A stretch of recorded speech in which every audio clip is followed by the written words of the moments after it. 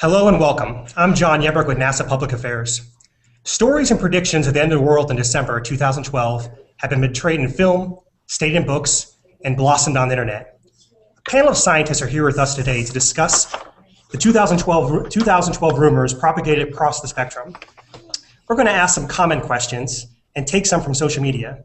If you have a question, use the hashtag #AskNASA on Twitter or on the live streaming page for the event on NASA Television's YouTube channel or the stream on NASA's Google Plus page. Let's start with having our panel members introduce themselves.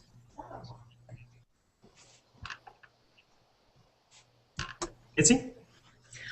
My name is Mitzi Adams. I'm a heliophysicist for Marshall's Space Flight Center in Huntsville, Alabama, and I have a special interest in sunspot magnetic fields, flare prediction, and coronal bright points. I frequently serve as a guest lecturer for the Von Braun Astronomical Society and for science courses at the University of Alabama in Huntsville, where I've led several sessions of Theories of the Universe, a class that explores how various cultures perceive the cosmos, including my favorites, the Maya and Inca civilizations of Central and South America. I enjoy exploring strange new worlds and have hiked, run, and been cave diving in the Yucatan of Mexico, and explored Maya and Inca ruins in Guatemala and Peru. So I'm Andrew Fraknoi, and I'm an astronomer and the chair of the astronomy department at Foothill College near San Francisco. I have students every year who are tremendously worried about such issues, so I'm delighted that we're going to be doing this roundtable. My specialty is dealing with astronomical pseudoscience or fiction science, things that are on the fringe of scientific ideas but are not really valid, and examining them and helping the public to understand them. I'm also the only non-NASA person on the panel. I'm the outside commentator, so that you can't imagine that this is some kind of government conspiracy. Hi, I'm Lika Guhathakurta. I'm at NASA headquarters in the heliophysics division. My profession is as a heliophysicist, and I manage a program called Living with a Star, and that star is our sun. And the goal of this program is really to understand the sun and the Earth as a connected system, and sun's influence not only on our planet Earth, but every other planet, the interplanetary medium. This area of heliophysics has given rise to what we know as space weather. Heliophysics is the science of space weather. And I know that space weather is an ill-understood subject today because it's still in its infancy. And so I hope in today's discussion, we'll be able to discuss some of the ideas behind space weather and some of the ideas of solar storms that are floating around that are not correct. Thank you. My name is Paul Hertz. I'm the Director of Astrophysics at NASA headquarters in Washington, D.C. My training is as an astronomer. I've used telescopes all over the world, as well as many telescopes orbiting in space to study interesting phenomena throughout the universe. My specialty has been studying black holes and neutron stars and other objects which emit large numbers of X-rays. But I'm interested in just about anything that takes place beyond our planet. I'm David Morrison. I'm a space scientist at NASA's Ames Research Center. Began career as an astronomer and planetary scientist, and then became one of the founders of the interdisciplinary study of astrobiology, the study of life in the universe. Currently, I also have a joint appointment as director of the Carl Sagan Center for the Study of Life in the Universe at the SETI Institute.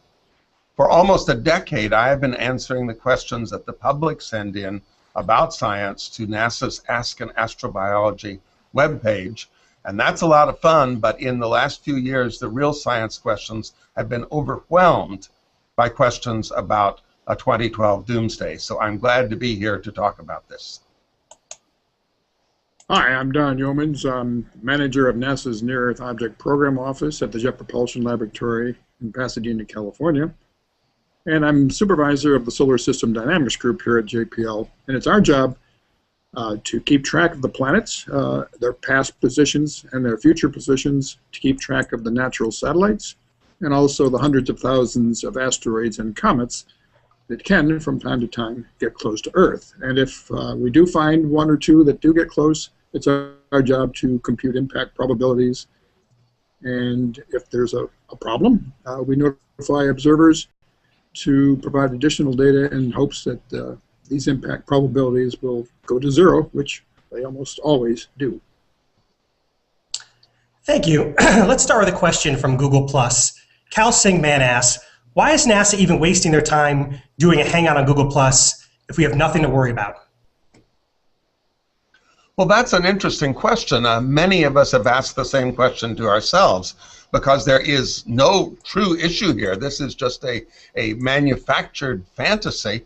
But the fact is that many people are worried about it. And many of those people do write to NASA and ask for NASA to respond. In particular, I'm concerned about the young people who write to me and say they are terribly afraid that they can't sleep, they can't eat. Some of them have said they're contemplating suicide. There was one case of a teacher in Stockton who had the parents of two of her students come and say they were planning to kill their children and themselves to escape this apocalypse. So while it's a joke to many people and a mystery to others, there is a core of people who are truly concerned, and I think it's appropriate that NASA should answer these questions that are being sent to us. Thanks. What is the origin of the prediction that the world will end in 2012? Where did that come from?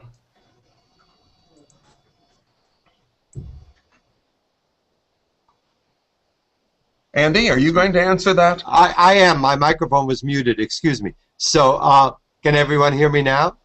Yeah, good. So I think this is important to remember that this is not the first time we've heard predictions of doomsday and apocalypse. Those who were around in the year 2000 remember that there was a lot of calendar scare there too. Just like we're hearing now that the Mayan calendar is going to reset. In those days we thought the world was going to end because our computer calendars were going to reset. And I have a little chart which maybe we can put up that shows some of the very recent predictions of doomsday. There have been predictions like this throughout history. But in 1982, for example, there was a thought that the planets would align and a great earthquake would send California into the ocean, and much to the chagrin of some, California is still around. In 1999, Charles Berlitz predicted that there would be an end of the world and wrote a best-selling book about it. So we've had a number of these, and in each case, nothing much has happened. And here we come again. I think there have been a lot of different people who have jumped on board once the 2012 rumors started going and brought their own particular flavor of catastrophe to bear on this particular date of the winter solstice of 2012. Andy, I would add to that only that there are these different threads. As you said, there's Nibiru going to crash into Earth, there's pole shifts, there's all sorts of other things, and they're really quite unconnected. It's just that they focus on this one date, and it's become a snowballing process. It's gone viral. There's nothing logical of why these different calamities should be associated with December 21st, but that's the situation we're in. And David, tell the story about the movie 2012 and how they made the website, because I think that's a great story. Well, it was interesting. I expect many of you have seen the movie 2012. It was a spectacular disaster flick. The fact is that the makers of the movie did not know about 2012 when they started. It had a different title. It was just going to be an end-of-the-world disaster flick. And at one point when they were starting production, someone walked in and said, I just was on the internet and heard that there are people really scared about 2012. So let's tack our movie onto that and give that title. The movie wasn't about 2012, but it is contributed to this broad concern that is propagated primarily on the internet. There are thousands of websites, there are thousands of YouTube videos that are all saying that there will be some disaster happening in 3 weeks. It's interesting to point out that on the internet there are no referees, there are no filters, there are no reality checks, so it's a wild west out there, and folks who hear about extraordinary claims have to look for the extraordinary evidence that's required to support those claims. And sadly, it's not just the web that's like this now. More and more sort of cable television channels are taking a tabloid approach where anything goes. So it's especially important for scientists to speak up and say, look, even if you've heard it on the History Channel, it doesn't mean it has to be true. We have another question from Google+. It's Robin Vennerman is asking, was wondering how the Mayans picked a date to start their calendar. Why exactly, or most likely, on that day thousands of years ago? Seems interesting. Well, the Maya believe in cycles, and the current calendar is actually one of several cycles that last for thousands of years. The current calendar probably began in somewhere around 3114, before the current era. And these cycles have gone on, and the idea of the cycles have been passed down through some of the mythology of the Maya. And this current one simply ends on December 21st or 23rd, depending on who's doing the translation of this year. The reason there is no other Maya calendar is because the Spanish arrived and the Maya civilization was essentially destroyed. They would have done essentially the same thing that we do and just create a new calendar after this cycle ended.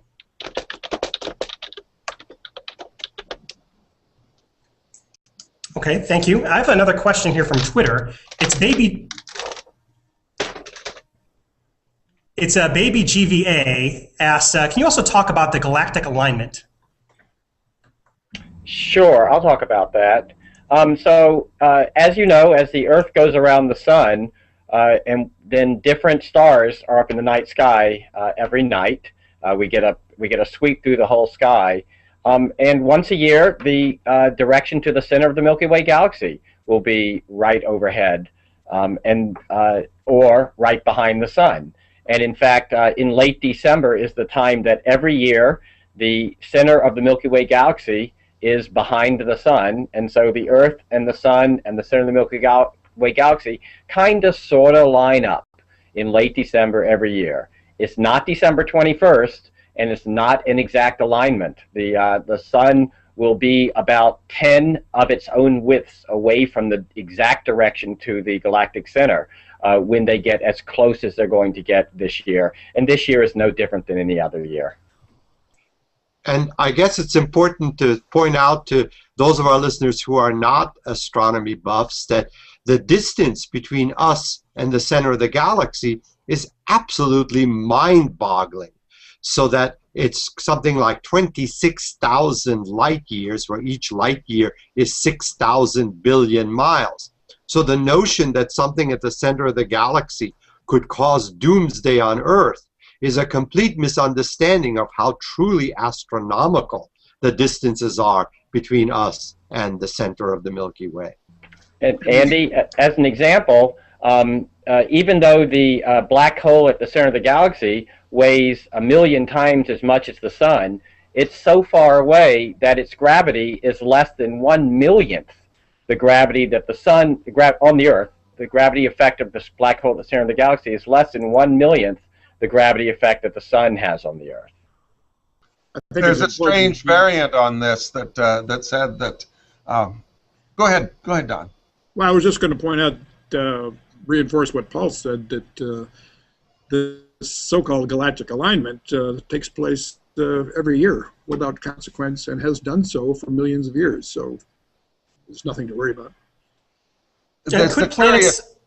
Go ahead, David. I'm just going to say it's a silly variant, but I've heard it many times. There are some people who interpret this as saying the Earth is going to be in the center of the galaxy, that somehow it's going to travel 30,000 light years and collide with that black hole.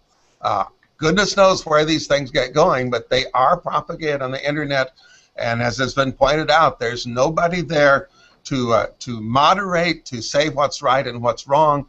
It's been described that the internet is the world's greatest library without the benefit of librarians. is it possible, could planets align in a way that could have some sort of impact on Earth? Is that even feasible? Well, planets align all the time, but the only objects that have a noticeable effect on the Earth, tidal effects, are the Moon, which is very close and massive, and the Sun, which is extraordinarily massive. Even if the Sun, Earth, and Jupiter were aligned, and they do align from time to time, the effect of Jupiter on the Earth is much less than 1% of the daily effect that our Moon has on us. So alignments occur. They're interesting from a pictorial point of view, but they really have no bearing on an effect upon the Earth. Okay, thank Don, you. isn't it also true that that in this case, when you look at where the planets are in the sky, they're pretty much scattered all over on December 21st. It's about as far from an alignment of planets as you could get. That's true, but even if they were aligned, it would make no difference. Here's a question that we get asked a lot just on social media and comments sections on the web. Is NASA predicting a total blackout of Earth on December 23rd to December 25th? What? No. I don't know where it came from, but we're getting asked that. It's very complicated where some of these rumors emerge. Apparently there is a note, some kind of email going around. Sometimes some religious traditions get confused with the ideas that the winter solstice is the shortest day of the year. So it's completely without scientific basis. Again, folks have to understand that if they see something on the internet and it's an extraordinary claim, as Carl Sagan pointed out time and time again, you need extraordinary evidence to back it up. And there is no evidence for this 3-day blackout or any of these other phenomena that we're discussing. This is not the first time that the blackout came along, by the way. There was a similar kind of interest and concern about Comet Elenin, the little comet that came along in 2011 and disintegrated. And there were firm predictions on the web then that that comet was going to come between the Earth and the Sun and cause a 3-day blackout at the end of September of last year. By then, the comet had disintegrated, but it was a crazy idea then, too. It's really fascinating. I think, some of the questions that we are getting, I'm wondering, are these sort of fear generated in the people only in the Northern Hemisphere? Because if there is a winter solstice somewhere, there is a summer solstice going on somewhere else. And so obviously the entire planet is not affected. So it's kind of curious. And for a 3-day blackout to occur, something weird would have to happen with the sun. And there's nothing we know of physically that would allow the sun to turn off for 3 days and then turn back on. Well, thank you for shedding light on that question. Hopefully people are tuning in that have been asking it. We have one from Twitter. It's at iPod7223 asks, been hearing a lot about Nibiru, the planet, the fictional planet, and how it spells certain doom for our little blue planet. Care to shed some light on this? Probably I have had more questions from the public about this Nibiru, or Planet X, as they often call it. And it's one of the associations also with NASA, because some people go back to the 1983 IRAS, the first astronomical infrared satellite that carried out a survey, and of course found many new objects that no one had seen before. At the time, there was speculation that one or more of them might be a new planet at the outer edge of the solar system. That wasn't true. It was the truth was found. They were all extragalactic objects, millions of light years away. But there are people who think that somehow NASA has been doing a cover-up ever since. A cover-up of a planet called Nibiru, named by the ancient Sumerians, that in the normal description has a 3,600-year orbit. So it comes back into the inner solar system every 3,600 years. And each time it comes in, it either hits the Earth or almost hits the Earth. This time it's supposed to hit the Earth and destroy us. And this is such a pervasive idea that makes no sense, because if it were there, we could see it. If there were an object, a planet as big as the Earth or bigger that was headed into the inner solar system, astronomers like Don Yeomans And the people he works with would have been tracking it for a decade at least. And by now, it would be the brightest object in the sky after the sun and moon. Anybody could go out and see it. You can dispel this rumor yourself. You don't have to ask the government or ask scientists. Just go out and look at the sky, and you will find no new bright object headed for the Earth. Similarly, if there were such a planet, its gravity would be messing with the orbits of the planets. And again, if you go look at what these scientists are studying, there is no way that a change in the orbits of the planets would happen without it being immediately detected. I think it's interesting to note, as Dave has pointed out many times, that the most recent prediction of Nibiru coming close to the Earth was provided by a lady, Nancy, what's her name, Leader, who claims to be channeling aliens around the star system Zeta Reticuli. So that should raise a large red flag right there. Changing subjects a little bit, what is this polar shift theory that the Earth does a 180-degree rotation? Two kinds of poles. We have the pole of rotation, the kind of imaginary stick or axis which goes through the Earth and around which we spin, is called our rotation pole. And then we have another set of poles called the magnetic poles, where the Earth acts like a magnet and the magnetic influence has a north and south pole to it. And over long geological periods, the magnetic poles of the Earth drift a little bit because of the complexity of the electrical currents inside our planet. And also from time to time, over time scales of millions of years or hundreds of thousands of years, we can have a flip where the North Pole becomes the South Pole magnetically and the magnetic South becomes North. Somehow people have gotten that mixed up with the rotational pole. So they say, my goodness, on December 21st, in one day, there's going to be a flip of the Earth's rotation so that we're going to either rotate the other way or the whole planet is going to turn upside down. This is absolutely ridiculous. The force required to do that, to change the way our planet rotates, would require an enormous other body to come here and affect us. And we've just heard that such a body would be immediately visible to all of us. And without that, there's no way to change the rotation of a huge planet like the Earth. So people get mixed up between the long geological trend of changes in our magnetic field and our rotation. And as a result of this comes this doomsday rumor that on the winter solstice we're going to be rotating wrong. There's just nothing to that. Andy, if that does, when the magnetic shift does happen, could that impact life on Earth? Well, we have never during historic times experienced such a magnetic change, but we do know that it's a very gradual process. It would happen over a long period of time, perhaps thousands of years, and we know that it's happened. We have geological evidence from the rocks where the magnetism is recorded that it's happened many times, and yet life on Earth has continued to thrive and evolve. So there may well be a little bit more radiation, there may be more particles coming from space when the magnetic field of the Earth changes, but certainly we know that life has survived and we're all still here. Thank you. And here's a question that we know is a real danger to Earth, and that's being hit by a meteor. Is there any danger or possibility this could happen in the year 2012, sometime in December? No, the Earth is actually hit by meteors on a daily basis. I mean, basketball-sized objects come in a couple times a day. They don't do any damage because they burn up in the Earth's atmosphere. Volkswagen-sized objects come in every couple of weeks. Again, they're too small to make it all the way through the Earth's atmosphere, but they are recorded by down-looking Defense Department sensors. So the Earth is plummeted with hundreds of tons of material every day.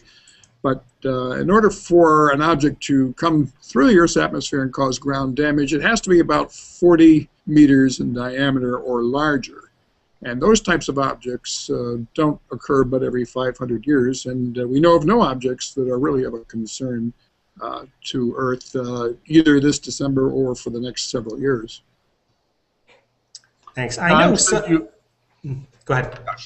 Should you perhaps add that that we know these things because of the NASA Space Guard survey, that there is a real long-term concern about possible impacts, and that's why for the last almost 20 years we have been scanning the sky specifically looking for asteroids, near-Earth asteroids, and have a catalog of about 10,000 of them now with determined orbits. And I always mention to people that one result of that is there has not been a single object found that's on a collision course with Earth.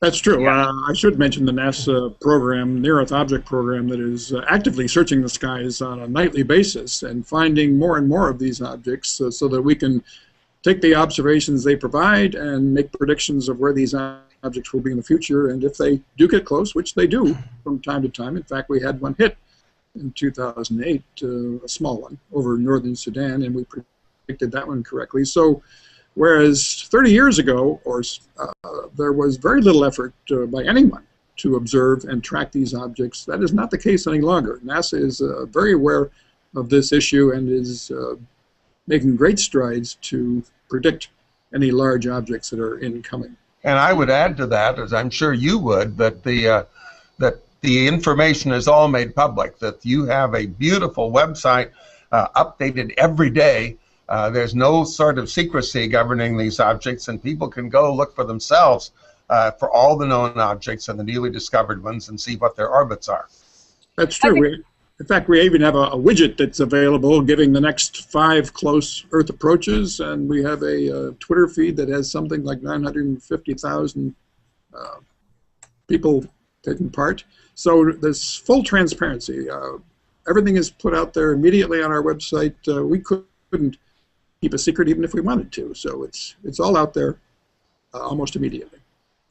I think I'd like to add to it. It is not a concern just for NASA or for United States. It's an international concern, and there is actually an active agenda within United Nations Committee on Peaceful Use of Outer Space that actually looks at near-Earth asteroid, and it's not NASA, but many other countries join in with their telescopes to really track these objects. So I think as an international community, we are very aware of the consequences of such an object, and we are keeping eyes on this. So this is an important topic, and it is on everyone's radar screen.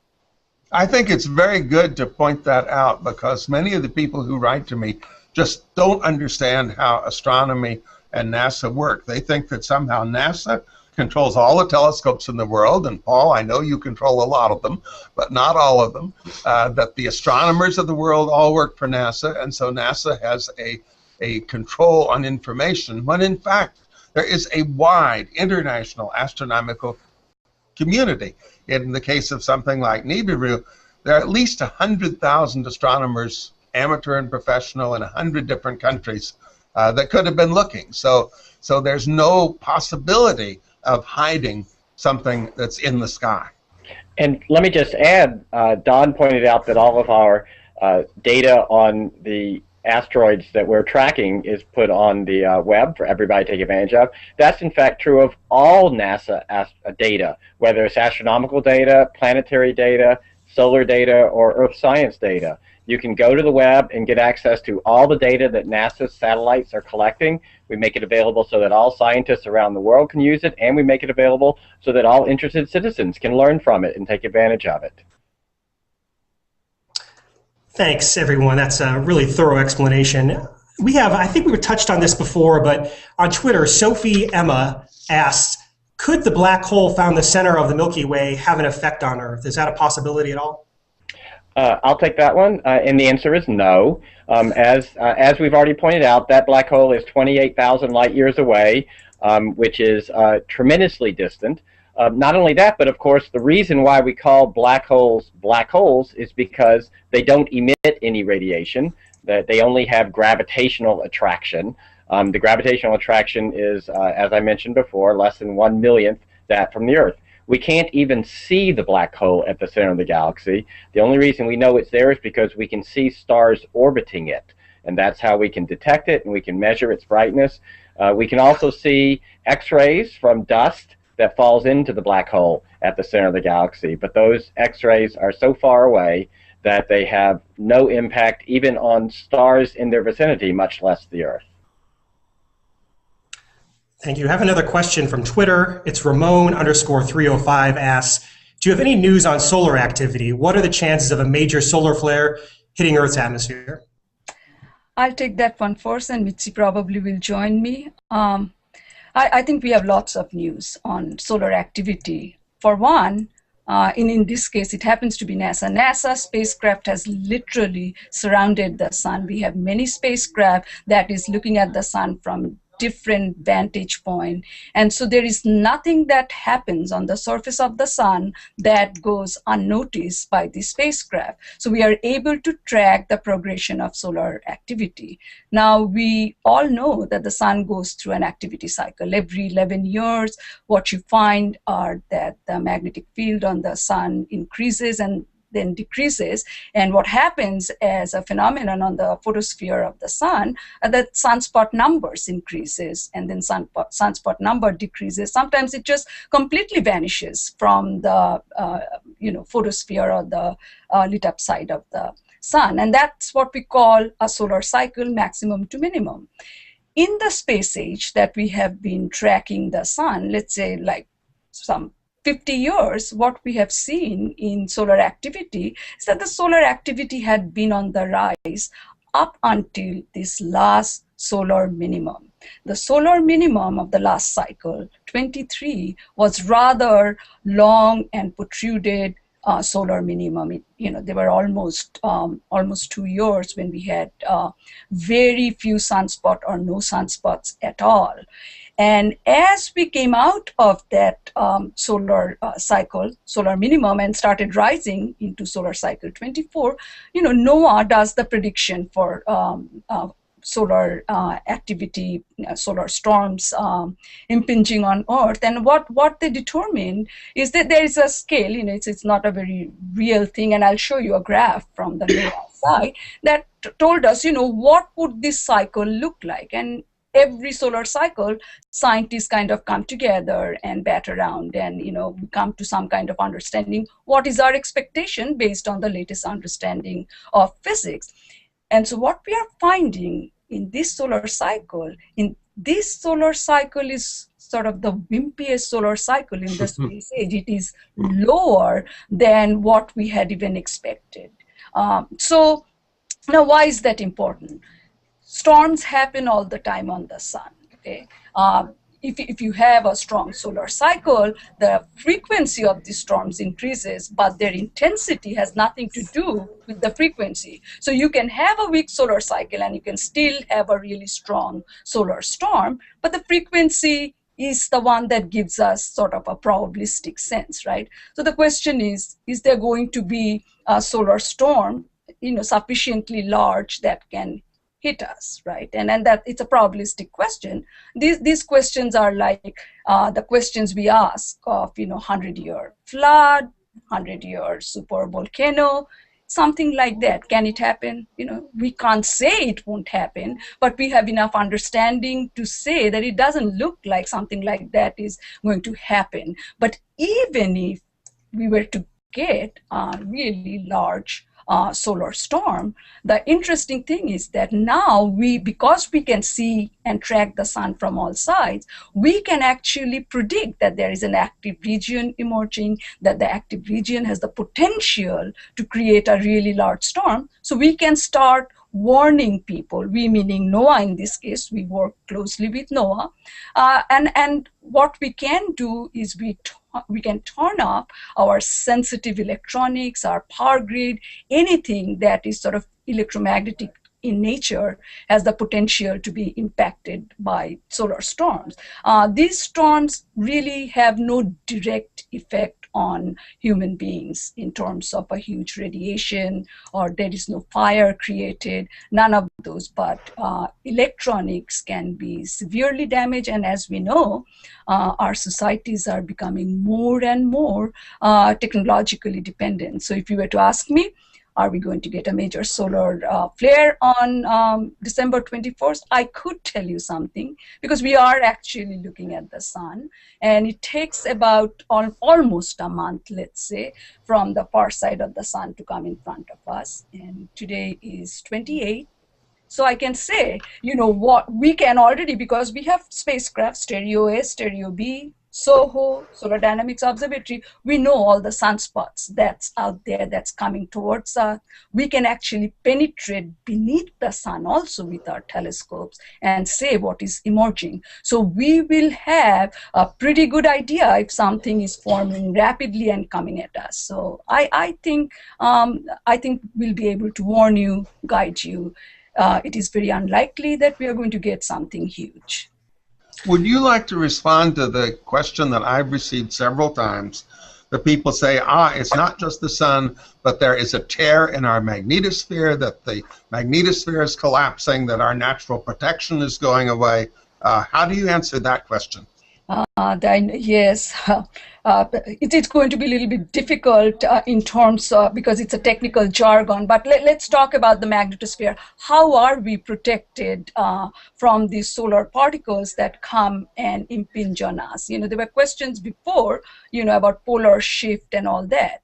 Now, Earth is tremendously blessed and lucky that it has a magnetosphere. In fact, I might even venture as far out to say that perhaps this magnetosphere, which kind of shields us like a cocoon from these harmful radiations of the sun, has enabled life to have been generated on this planet. Now, what happens when these particles come and impinge on the magnetosphere? These are all magnetic field lines connecting with each other. There is reconnection happening. And when this reconnection happens, these particles can actually propagate into our planet. And this is when we begin to see aurora. If we are seeing an aurora, the northern and southern lights, that tells us that a solar storm has actually generated a geomagnetic storm, which is a storm in our own planet. And then these particles can actually propagate down, create electromagnetic fluctuation,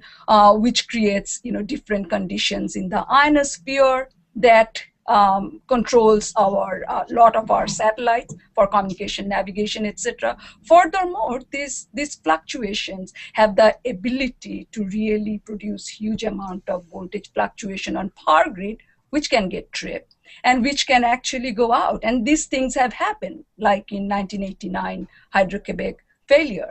That's how you can be in darkness, because your power system failed. So yes, these particles can penetrate through our magnetosphere, but even that we are able to kind of guide people through whether a particular storm has the kind of magnetic field orientation that will allow it to connect up with our own magnetosphere. But the question that I get is that somehow something recently has happened, that the magnetosphere is going away. And I think you're saying that's not true, that it's still there and it's still protecting us. It's very much there. And in fact, we just launched another pair of satellites called Van Allen probes. Some of those results will be out during this upcoming meeting that clearly shows that our magnetosphere not only exists, sometimes it creates kind of new radiation belts because of its interaction with solar energetic particles. Actually, that aside from solar flares, what kind of solar activity eventually, whether it's 1,000, million years from now, could eventually impact life here on Earth?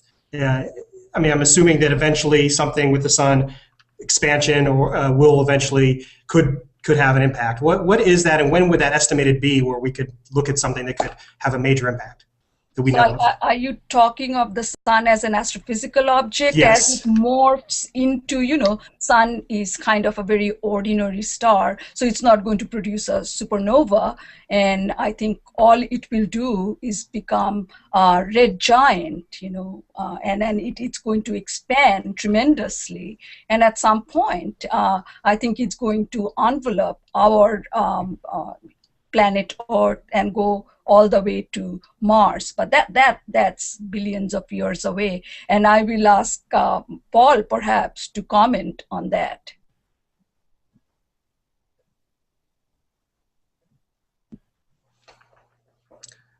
Paul, are you with us?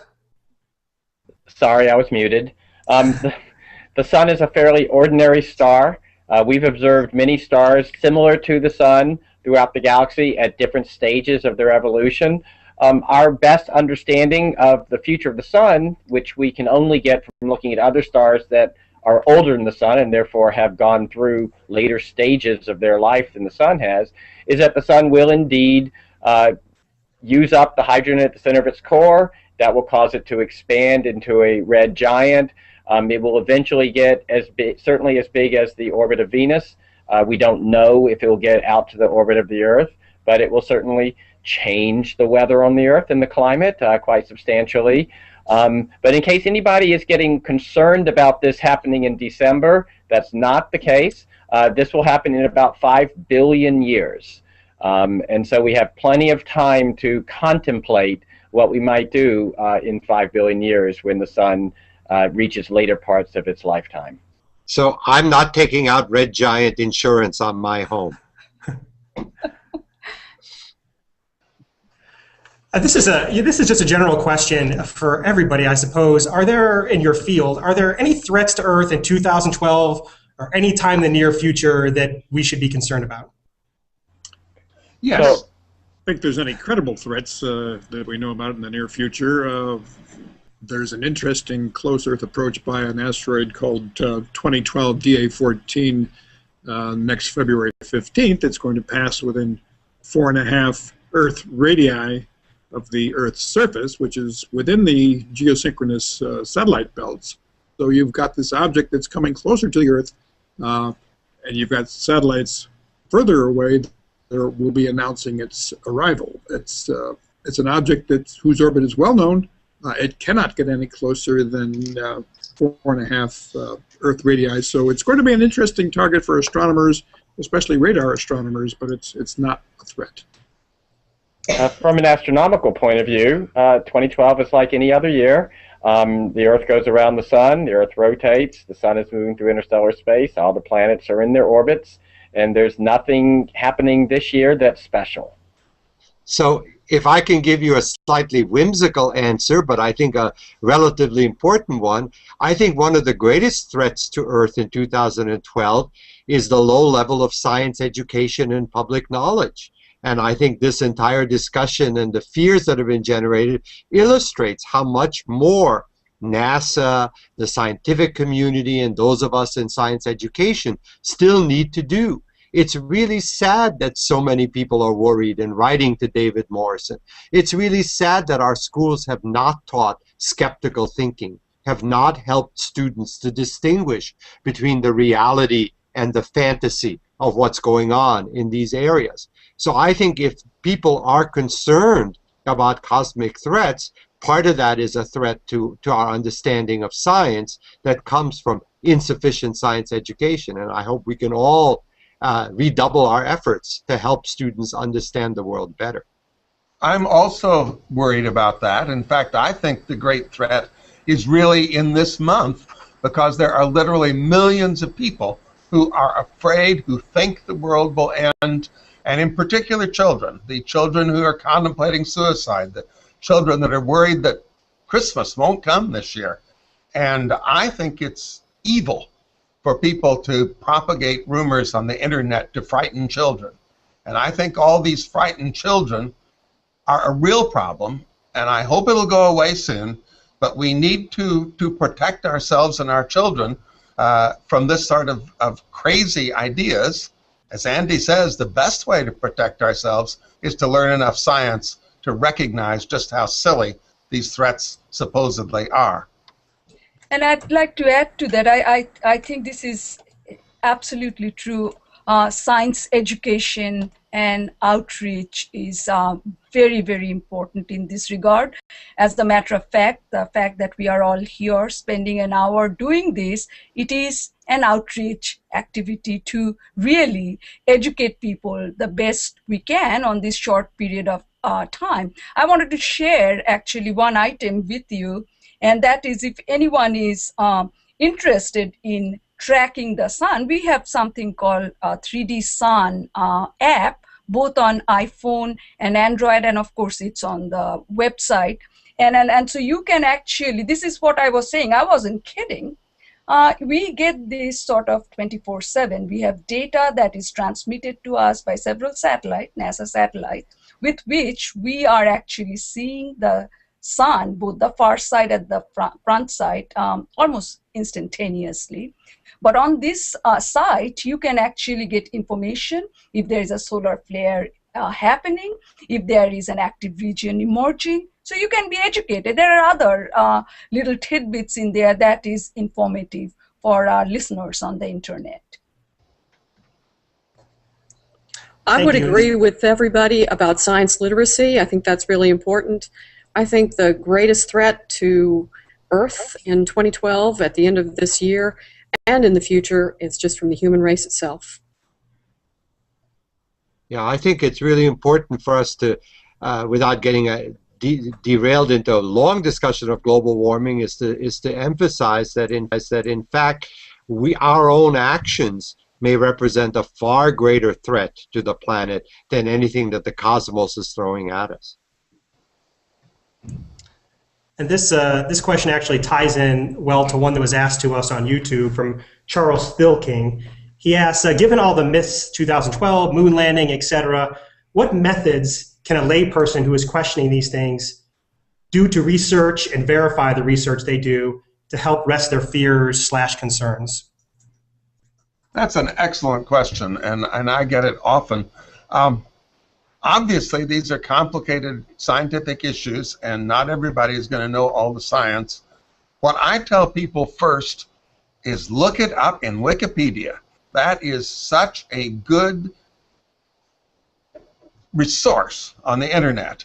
Of course, it's not perfect. Of course, some things there are wrong, but they tend to be corrected very quickly. For instance, just last week, someone put up a silly thing about a meteor 10 times the size of the Earth headed for the Earth, and it was up for just under 2 hours before someone took it down. So, you know, people can write to Ask an Astrobiologist and other Ask a Scientist things. They can learn science, that's great, but when you're faced with an immediate issue, when you see something that just doesn't quite make sense for you, I suggest looking it up in Wikipedia.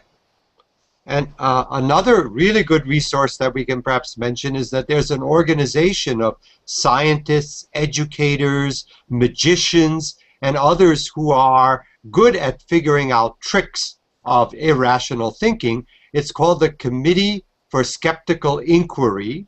The website is www.csicop.org.